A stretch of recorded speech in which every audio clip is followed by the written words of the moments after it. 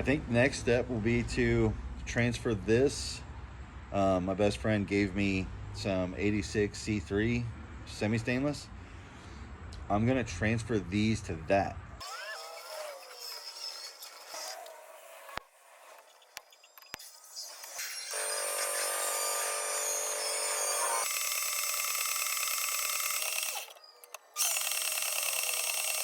These looking pretty good. I'm gonna clean them up with the grinder. I think I'm done for tonight. Let me show you what I got so far.